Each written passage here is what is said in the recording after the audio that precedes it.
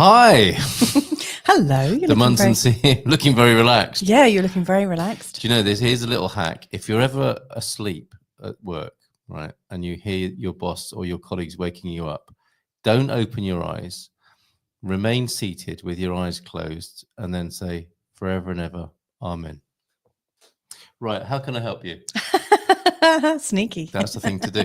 How you doing? Good to see you. Munson's here on The Moment on New Reality TV. And I think it's only right to just take a breath today. We need to have a catch up, don't we? When was the last time we caught up on the show? It's been high octane stuff, and that's not a complaint. There's been some incredible messages and realizations and insight.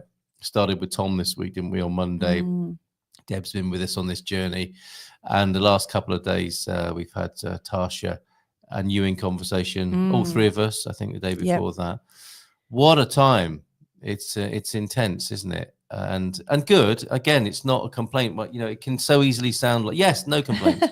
Thank you, Deb. Yeah, Deb's just saying, good morning. The sun is shining today. That's great for you. We've been out today and it's been peeing it down with rain. Didn't stop us going out. No, it didn't. Stop us going out.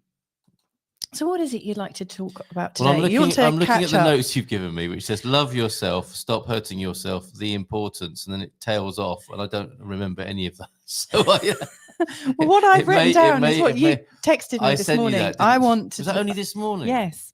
See, this is how fast things are moving. Yeah. You don't even remember. Come into the shot a bit better with us as well. Okay. There you go. Thank you. And your microphone as well. Bring that. That's always good. Right. Excellent. Yeah, I think it's good to take a breath. So why don't we for a moment and just feel the weight of your body in the chair? May I just say hello to Black Moon Jesus? Hi. She's having insomnia. 6 a.m. coffee. Glad you're joining us. Thank you so much. Probably the last thing you want to do is sit quietly then. I don't know, Black Moon Jesus. Good to see you. I find it quite hard if I can't sleep at night to then be very present in the morning. I'm so glad to say it's not something I've ever suffered with. No. However, I have been getting up early in the morning in a more voluntary way. Have you noticed that? Yeah, I get up and I sit and have a cup of tea and look out the window like an old man. It's lovely. It's really, really lovely. Right. Bob's joining us as well. Bon dia. Bon dia.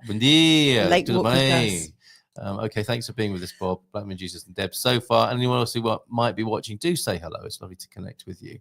So let's have this. This is probably not what Black Moon Jesus might want to do with insomnia. I don't know, maybe you do. It's not entirely suitable for Bob who's out for a walk. But anyway, feel the weight of your body on your chair if you're in one, or your body on the bed, or for you, Bob, why not mindfully feel your feet in your shoes with each step you take? Because all of our daily activities can be to some degree or more or less conscious and mindful. So whatever it is you're doing right now, whether it is your sit bones that you're using, and I love that phrase. It's quite new to me recently. We don't have that in England, do we? Don't talk about but I've heard it on where people are coming into the moment, talking about being aware of your sit bones, your feet in your shoes, your body on the bed, the coffee cup in your hand, the taste of coffee in your mouth.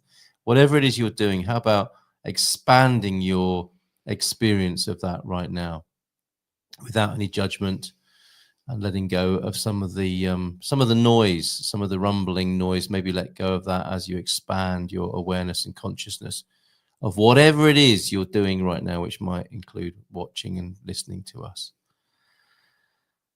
I have to say that feels better already. And I can only speak for myself on this. How about you? I'm chilling out. It's nice. Can I open my eyes now? You don't have to. You can just stay like that for the rest of the show. I'm fine. Really, I'm fine with that. Deb was up at 4 a.m. Oh, no, that was the Black Moon Jesus got up at 4 a.m. My goodness. And having coffee. It's almost lunchtime for you, Black Moon Jesus, with the way things are going for you today. Up at 5 for Deb. Is this a collective thing? You're lying in more than you used to, aren't you? Yeah, that's unusual for me. Yeah, okay. So people are perhaps being discombobulated and changed. Love sharing my morning with you. That's very kind, Black Moon Jesus. And yes, back to awareness. So your list that you forgot that you wrote to me only this morning that I've written out. And I remember now. I remember. But you had something that you were saying as well, and I think this is perhaps a show, show and tell of what's occurred to you as a great realization or an insight this week, and to reflect on it, because it's nice to, I think, on the one hand, not hold on to things, because then they become not as alive and dynamic as they were when they first occurred to you, but also not to gloss over things. And there are so many things at the moment, aren't there, that we might get a little bit more juice from? Well, I've definitely got something to share, something to bring and share. And Carl and I had a conversation earlier this week because I was trying to track back what emotions have been going on, because I've been unusually poorly since February, since when did we have family visit? It's just the end of March. I had my experience as on the second Saturday. Was it the last Saturday of March? I beg your pardon, of March. So it's since then, isn't it? That things have really been quite awkward. So I've been quite sort of tight and quite coldy, and then I lost my voice, and then I had sinusitis, which is still ongoing. And I was trying to track it back. Sound like a hybrid between cystitis and sinusitis. Yes. Well, sinusitis sounds really painful. Well, I've never had anything like that before, right. And I don't consider myself to be somebody who gets ill. And I also noticed that something was going on for me in October last year. And so I was having a conversation with Carl and trying to track back where some of these symptoms first started. And in our conversation, we tracked back about 3.5 years when some significant changes occurred in my body. And I think there was a whole series of sort of traumatic events, not necessarily traumatic in the way other people would experience them. But for me, there were a series of events where I felt deeply untrusted by people, and at the time was utterly doing my best. And it really, really shocked me. And since this conversation, and Carl and I haven't really caught up, which is ridiculous because we spend almost every minute of every day together. Or nearby anyway. Yeah, we're always nearby each other. Yeah. When I was having a steam, which sounds nice, I was having a little steam and a little check-in, I realized that I spend a lot of my time ignoring my body and glossing over things. So when you were talking about glossing over, I realized that 3.5 years ago, before the first of these traumatic events occurred, my body was like, get out of that house, get out of this, not relationship with Carl, but a situation that was going on for us. And my physical body, I felt really sick, and I felt this urgent need to leave. And I wasn't able to fully express that. And I'm so used to glossing over and thinking, no, everything's going to be okay. I'll use my charm. I'll use my diplomacy. I'll use this, that, and the other. I realized for a really long time, I've got so well practiced in making things okay and making my own discomfort okay. And I think now my body is starting to really tell me. Could I put an estimate on how long you might have been doing that? All my life? 45 years. Since I was 5. It was a rough estimate. You sure it didn't start before then? 45, 46, 47 years. I mean, you're very smart, so it might have even been 48 years. I might have started it from birth. Who knows? But pre-birth. Yeah. Let's not go into the lifetimes of doing but it's too depressing. It really occurred to me because, like, in that moment of relaxing, I took myself back there, and I remembered, like, I think because I've been talking to my body a little bit, my body, it sort of gave me this sort of vision.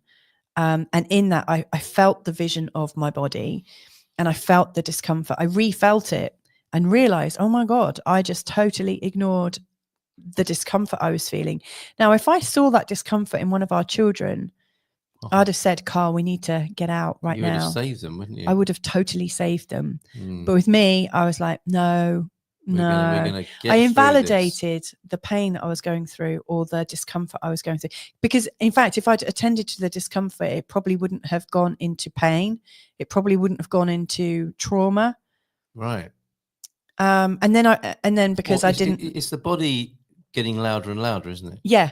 And that's the thing. And I've had my Chiron return, which is an astrological time when the wounded healer, as he's known, Chiron, comes back to where he was at the time, place, and date of birth. And so it's like in the lead up to my Chiron return, this happens for most people, in the lead up to their Chiron return, they start to become aware of past pains and hurts and anything that hasn't been dealt with.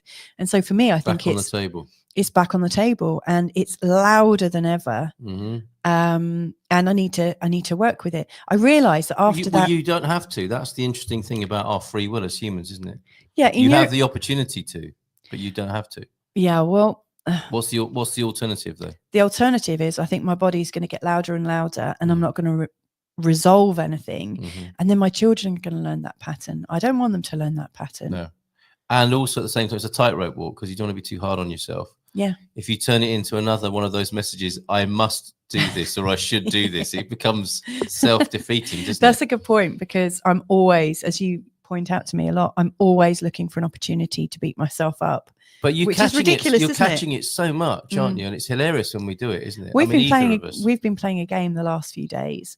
That's one thing we have caught up in. So when I have a negative thought and I say it out loud, Carl looks at me and says, "Are you sure that's where your thinking wants to go?" And I reframe it. I really sound as patronizing and condescending and...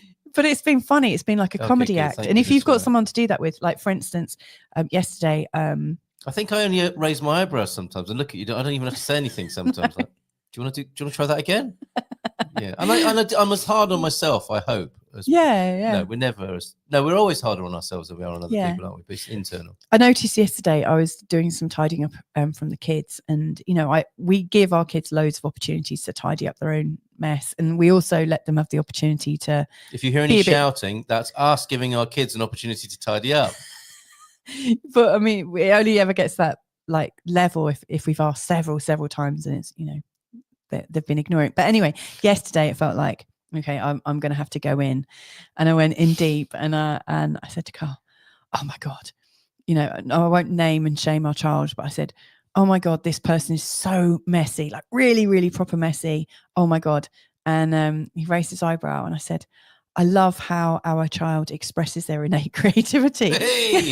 So it's like reprogramming everything at the moment. Yeah. Like not being hard on ourselves, but not being like, if you're practiced in turning everything to the negative, then it becomes how we think about ourselves. Can I give you a live real-time example of that now? Go on, please. I saw this comment come on the screen. Carl, and I read it immediately as Carl is a good fail. So I'm thinking, seriously? Yes. Oh, and I'm already over it. Honestly, I am over it. But isn't it funny? It's funny to catch the programming, isn't it? Of us, how we're constantly judging ourselves. So, yes. And then I said, "Oh, foil, that's good. Like, I'm a good foil, as in, the partner in crime. Yeah. And hopefully that's mutual, where we might help each other reframe things. Definitely. And with some hilarity as well. So thank you for that opportunity, Black Moon Jesus, for me to self-judge, which I know you didn't mean, and then to catch that. So and quite quickly too. Now there's a phrase. Are you sure that's where you want to go? Which, I mean, with Carl is three fingers pointing back always, right? Yeah. Carl is a good fail. I mean, are you sure that's where you want that to go? Yes, right. But it's a lifetime of repetition and programming, isn't it? To be fair, we do learn it from our parents. Yeah. Oh, I meant it. What? Right. Now, what I wanted to ask you as well, connected with the body and our communication and our self-communication. I'm still processing being a fail or a foil whilst I'm doing this, of course, as well. The thoughts are predominant, aren't they? Let me just put this a different way. What information do we take seriously that is in our consciousness? And I think that in the world and culture we live in, we have been raised to take every thought seriously. So whatever comes up, when we were kids, no one ever said, "Don't believe everything your mind tells you today." No. There were all the parental messages coming in. There were teacher messages coming in. There were culture messages coming in about how you should be and what sort of people are good, what sort of people are bad, what works, what doesn't work. So we've been conditioned. And also to... Oh my God! I just realised where I ignored my body. No, you did, by the way. Yes. Foil, we've got it. Yeah. I just realised, talking about what you're told from birth. Yes. I found it very difficult to sleep at night because I was aware of things in my room, energies in my room. Yes. And I wasn't comfortable with it. Yeah. And I would tell my parents. And bless them, they couldn't see those energies, they couldn't feel those energies, and they didn't believe in those energies. And, they taught me out of those. Yeah, well, I still felt the discomfort. They wanted you to sleep. They wanted to sleep themselves, and they wanted you to be safe and well. Yeah. And presumably the best thing they could say to you at the time was like, "There's nothing there. Don't worry. Go back to sleep." Yeah. Which is fair enough, isn't it? I mean, we understand that. But if it doesn't sort that for you, It didn't. that gives you something to deal with, doesn't it? So how do you think you dealt with that at the time? Really badly. Right.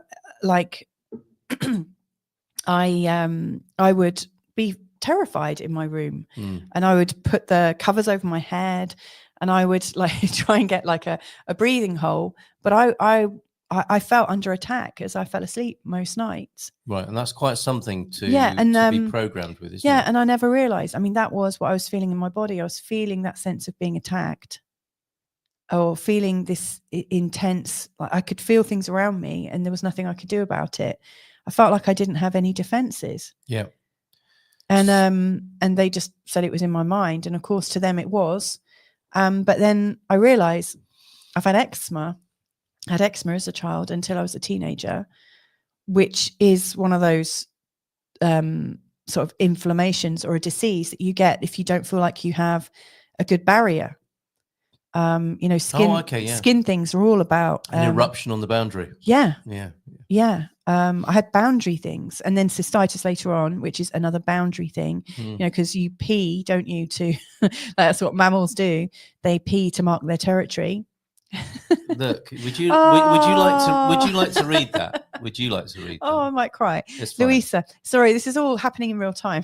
Yeah, well, this is the moment. It's happening in the moment here. I acknowledge the lack of acknowledgement and love you through the trauma of not being seen. Oh, thank you so much. It's so kind. Isn't that easy? That's really kind. Isn't that easy? Thank you, Black Moon Jesus, for just going straight to it. Thank you so much. Thank you. Thank you for going straight to it and saying perhaps what needed to be said right there. Yeah. And I trust, Black Moon Jesus, that is available to us all, to anyone who needs to hear that today. That really figures with everyone's beautiful here. That really figures with what's been where I felt poorly in these last, on and off from 3 years, but especially right now. You weren't being seen, were you? I wasn't being seen. Well, you were being misseen.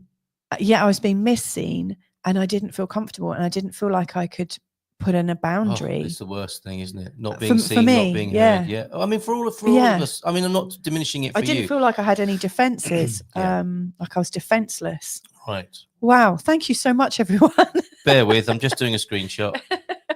I think that warrants a screenshot right there, doesn't it? And you're smiling and laughing and watery-eyed in the screenshot. We're keeping that one. Thank you. Which we recommend everybody to do. If you see something beautiful on the screen there, and you want to remember it, feel free. You're very welcome. Right. Oh, I love taking screenshots. It's so helpful. Me too. I'm just sending that to myself now. That's wonderful. Right. Thank you very much, Black Moon Jesus. It's very beautiful. And yes, the idea then of what comes up, what we're being told, and then the body. Because it's interesting, isn't it? Like, who is not being heard? What is not being heard? And where you started in the conversation today, it's like you haven't been listening to your body. So it's you're parenting your body in the same way that your parents parented you in that situation. However, you could use these same words on the screen, couldn't you? And say, my body, and what is the body? The body is the inner child, isn't it? The body is who we have been and not dealt with. Which you could say, I mean, it isn't only that, but I think let me put it a different way, and how it occurs to me is it's a physical manifestation of how we're being, isn't it? And what we haven't dealt with. So anything that the little Louisa, the little Carl hasn't been able to process properly at a cost probably lives in the body in some way, doesn't it? Or might manifest as a disease or illness in the body. And isn't it funny how just a little bit of being seen, being heard, and being loved can have that go, can't it? It can, the body is trying to talk to us all the time, I think, and the inner child is trying to talk to us. But that I was telling you the other day, wasn't it, about that amazing Kyle Cease process I saw, where he said to one of his hot seat people in the chair, like, do you mean to say, this isn't the exact quote, but it was along the lines of, do you mean to say that when you're in a public situation, what your body is telling you, what your inner child is telling you, comes second to what a stranger might be thinking about you? It's like, I heard that. I thought, oh my God, we do this all the time, don't we? We're like Yes. we're making strangers and what they might think about us more important than our screaming body sometimes. And like you said, it's been screaming for so long. It's just like a distant thing in the back. What's that screaming? Oh, it's okay. It's just my inner child that I've locked away for the last 45 years. Yes. It'll go quiet in a minute if we just distract ourselves Yeah. and look, order another coffee. Nothing or to see something. here. Yeah. It's completely Nothing normal. to see here. What's the Move screaming? on. Nothing. There's no screaming. Thank you very much. Oh my God. Yes. That's how profound it is. And I we think. just wouldn't do that to our own children. We wouldn't do it to our own children. We probably wouldn't do it to our friends. But guess who we do it to? Yeah. It's like the gift that keeps on giving, isn't it? It really is. It really is. And I've got something else that could I share on top of that? I want to. We're playing a catch up this morning. I want to ask where you're doing that as well, because it occurs to me, in our language that's come out in this conversation, we all want to be acknowledged in some way. We all want to be seen, and we also want to be heard. And it's no surprise that both you and I, we do our career in public. We've both got channels where we can be seen and heard by people that might like us. I wonder if maybe we dealt with our hurts, we might not need to do what we do. Well, I think it's a lot true. of people end up doing jobs that suit what they're trying to heal in themselves. Yes, that's right. Well, no question. That's why I'm able, as a child who I inherited the idea that I should be seen and not heard. I am seen and I'm heard, and I've got all the control on the live stream and on a podcast to say what I want without being humiliated, embarrassed, or told off, or told to shut up. Yeah, exactly. Like told to, oh, that's a silly thing to say. Or I've specialised in saying silly things now, and whatever I damn well please. And and actually, I am getting to a time where I'm thinking, oh yeah, I see that, and I probably don't need to do it as much. It's given me a great skill in life, but I just don't need to do it as much. I really don't. It can be optional rather than necessary. I mean, that's another nice thing to acknowledge is, when, that we end up getting great skills from the things that have impeded us. Yeah. In our self-sacrifice. And we're doing it here and now, aren't we? We're doing What's that say? The inner child is actually our light self, and it has been in prison. Yeah. We're opening that place back up. That's so profound. I love that. Thank you so much. Now, another thing that I've specialized in as a way of dealing with the past. Thank you, Deb. Yeah. For that. Little children should be seen and not heard. That was such the motto of 70s and 80s England. How a bit of sarcastic humor now, which is another one of my coping mechanisms. Because I was going to say to you, isn't it great after the experiences you described as a child, that in your initiation and rite of passage ceremony, you are given the chance to be completely seen and heard and let all of those things go? That never happened. That's my sarcastic humor right there. Yeah, that never happened. Rites of passage. Don't remember any of those. 21st birthday party? Never happened. 16th birthday party? Never happened. School prom? Never happened. Come on, help me out here. I left school and I left home. Well, no wonder this has gone on for 45 years. I'm 50 48 now. years. There hasn't been, and this is. I've never celebrated becoming an adult. Yeah. Officially, I guess the best celebration was becoming a mum. Thank you. Well, that's undeniable, isn't it? I mean, it's undeniable. When you become a mum, it's pretty visceral stuff. And marrying you. Yes. They were my two sort of public celebrations, and they were in my late 30s. And there was always someone else involved. Yeah. Wasn't there? Isn't that interesting? And I'm not meaning to diminish what you're saying.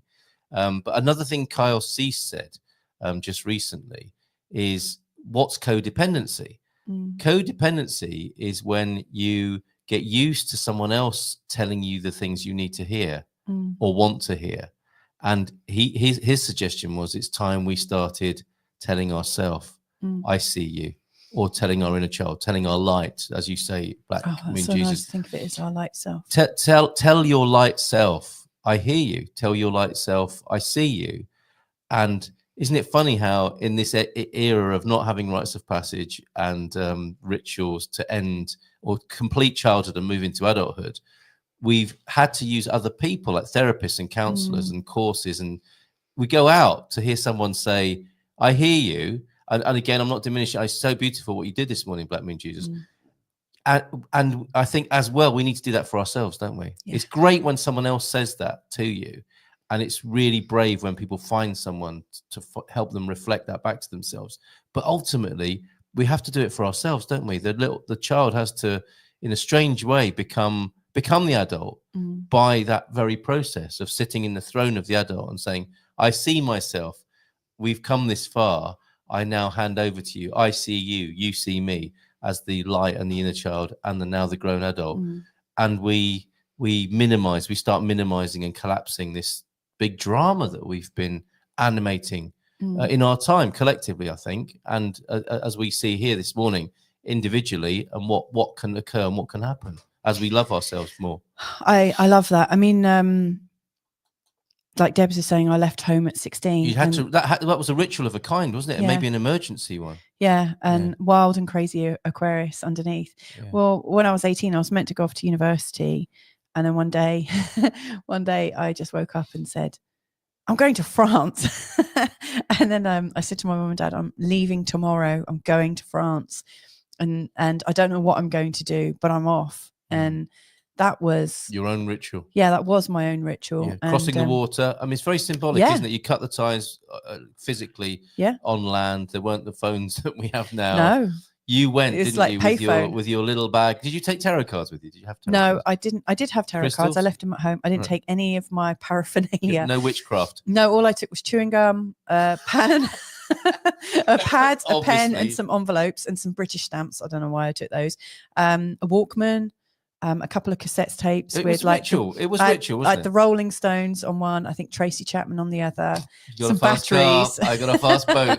I didn't even take a sleeping bag. I took about 3 pairs of changes of clothes. Yes.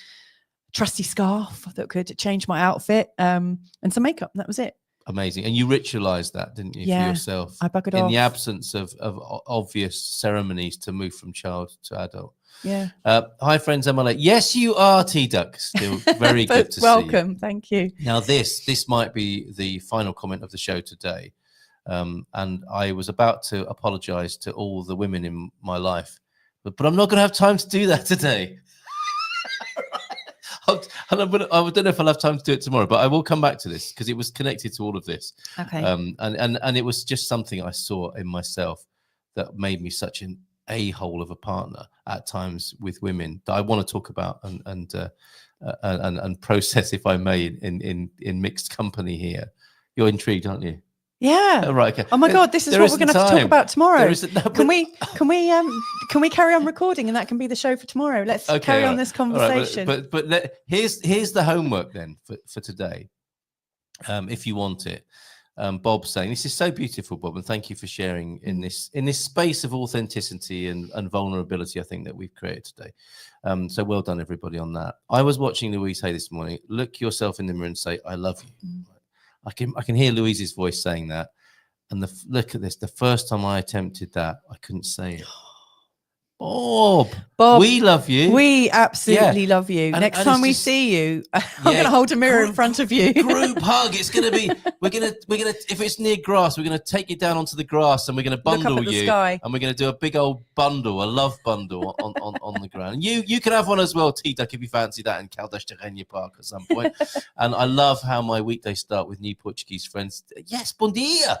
Such a positive vibe to start my day. Well, excellent. Have a great day. Thank you so much. We are going to be going in about 20 or 30 seconds. We are going to carry on recording, and we will put this out as our show tomorrow. So join us if you want to hear more about Carl's disclosures. Yes, sponsored by Kleenex, possibly. We shall see. So have a great day. Thank you for sharing what you've shared today. It's been a lovely start to the day. That was some years ago. No, I understand that, Bob. We got to go. But he looks forward to the bundle. Cheers. Lots and lots of love. All right, take care, and bye for now. We'll see you in some shape or form tomorrow, and bye.